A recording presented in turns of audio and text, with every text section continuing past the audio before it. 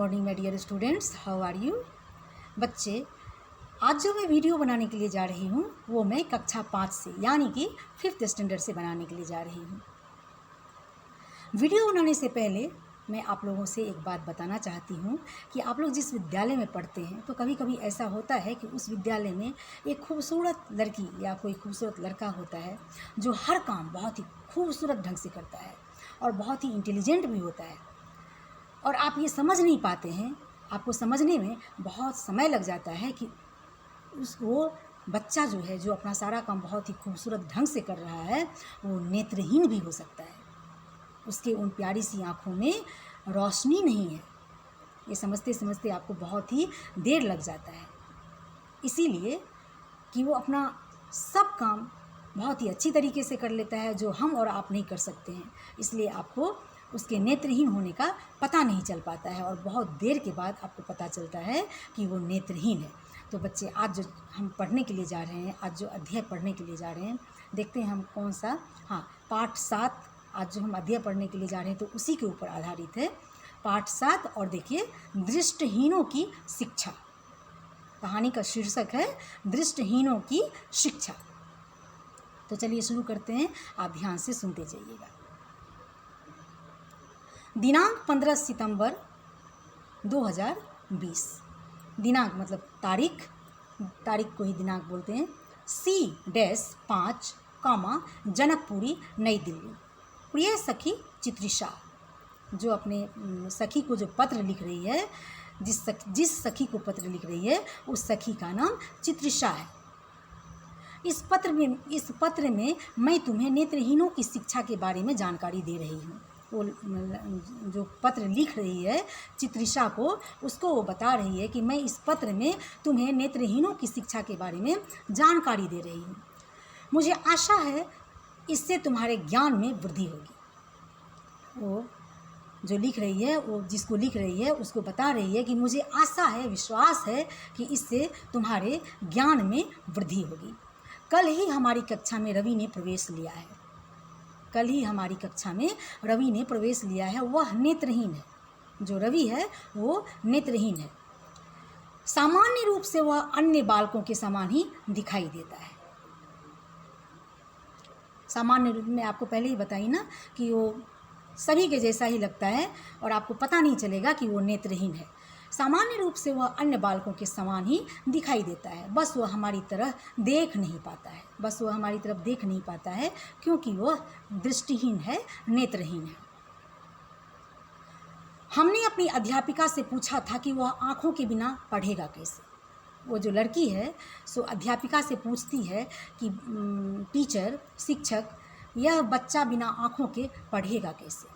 तब हमारी अध्यापिका ने बताया कि रवि जैसे दृष्टिहीन बालक एक विशेष लिपि द्वारा पढ़ते लिखते हैं। अध्यापिका ने उस लड़की से बताया कि रवि जैसे दृष्टिहीन बालक एक लिपि होती है, उसके द्वारा पढ़ते लिखते हैं, इसलिए उसको कोई तकलीफ नहीं होती है। इस लिपि को ब्रेल लिपि कहा जाता है। बच्चे, इस बात को ध्यान में रखिएगा, इस लिपि को ब्रेल लिपि कहा जाता है, जिस लिपि के द्वारा वह नेत्रहीन बच्चे लोग पढ़ते हैं। तो अगर आपको परीक्षा में दिया जाएगा कि इस लिपि को नेत्रहीन बच्चे जो पढ़ते हैं वो कौन से लिपि से पढ़ते हैं, तो आप क्या लिखेंगे? इस लिपि को ब्रेल लिपि कहा जाता है। ठीक है। इस लिपि का आविष्कार फ्रांस के लुई ब्रेल ने किया था। इस लिपि का आविष्कार कौन किया था? फ्रांस के लुई ब्रेल ने किया था। ठीक है। अतः इस लिपि को ब्रेल लिपि कहा जाता है। इस लिपि को क्या कहा जाता है बच्चे? ब्रेल लिपि। जिससे नेत्रहीन बच्चे लोग पढ़ते हैं, लिखते हैं, उसे ही ब्रेल लिपि कहा जाता है। देखिएगा, ये प्रश्न परीक्षा में अवश्य आएगा कि जो नेत्रहीन बच्चे जो पढ़ते हैं तो वो कौन से लिपि से पढ़ते हैं, तो आप लिख सकते हैं ना, ब्रेल लिपि से पढ़ते हैं। इस लिपि में एक विशेष औजार सुए की नोक के मोटे कागज पर, सुए की नोक से, देखिए, इस लिपि में एक विशेष औजार सुए की नोक से मोटे कागज पर बिंदुओं को उभार कर अक्षर बनाए जाते हैं। मोटे कागज पर बिंदुओं को उभार कर अक्षर बनाए जाते हैं। ब्रेल लिपि में 6 बिंदु होते हैं। देखिए, ये भी याद रखिएगा, मैं परीक्षा में पूछ सकती हूँ कि ब्रेल लिपि में कितने बिंदु होते हैं, तो आप लिख सकते हैं ब्रेल लिपि में 6 बिंदु होते हैं। आप तभी लिख सकते हैं जब आप इसको पढ़ेंगे और मुझे सुनेंगे। इनको विभिन्न रूपों में मिलाकर अक्षर उभारे जाते हैं। इनको विभिन्न रूपों में मिलाकर अक्षर उभारे जाते हैं। इन अक्षरों पर दृष्टिहीन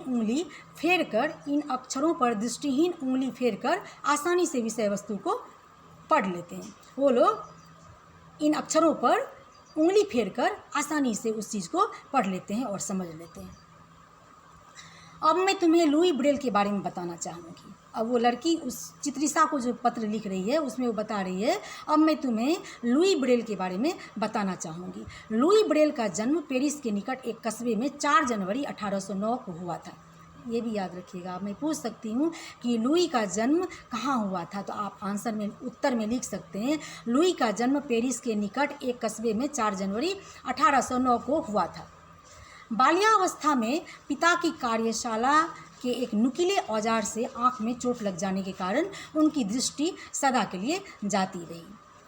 जब वह बचपन में थे तो पिता के कार्यशाला में गए थे, तो वहाँ पर एक नुकीले औजार से आँख में चोट लग जाने के कारण उनकी दृष्टि सदा के लिए जाती रही। पर लुई ने हार नहीं मानी। पर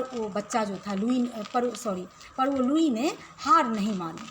उनके पिता ने उसके लिए एक पतली छड़ी बना दी। किसके पिता ने?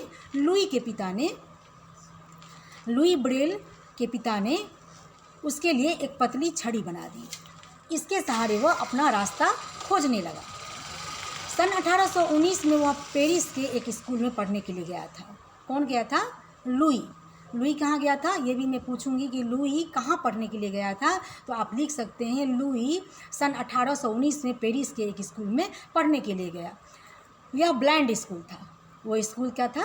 नेत्रहीनों का स्कूल था। दृष्टिहीन बच्चों का स्कूल था। यहाँ पर पढ़ाई करते हुए उसने चमड़े की चप्पलें बनाने तथा कुर्सी बुनने का काम सीखा। वहाँ पे पढ़ाई करते करते वह चमड़े की चप्पलें और कुर्सी बुनने का भी काम सीखा। शाम के समय लुई पियानो बजाता था। क्या बात है! शाम के समय लुई पियानो बजाता था। वहीं रहकर लुई ने 15 वर्ष की आयु में इस क्रांतिकारी लिपि का आविष्कार कर दिखाया। वहीं रहकर लुई ने 15 वर्ष की आयु में इस क्रांतिकारी लिपि का आविष्कार कर दिखाया।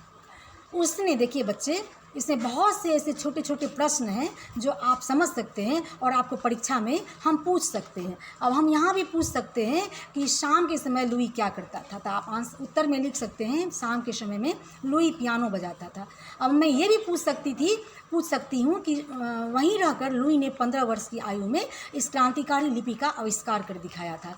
तो ये मैं पूछ सकती हूँ कि क्रांतिकारी लिपि का आविष्कार लुई ने कब किया था, तो आप लिख सकते हैं कि वहीं रहकर लुई ने 15 वर्ष की आयु में इस क्रांतिकारी लिपि का आविष्कार कर दिखाया था।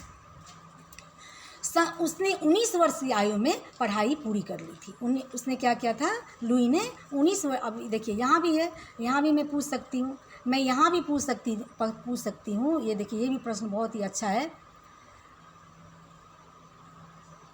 क्रांतिकारी लिपि का आविष्कार कब किया था, तो आप लिख सकते हैं लुई ने 15 वर्ष की आयु में क्रांतिकारी लिपि का आविष्कार कर दिखाया था।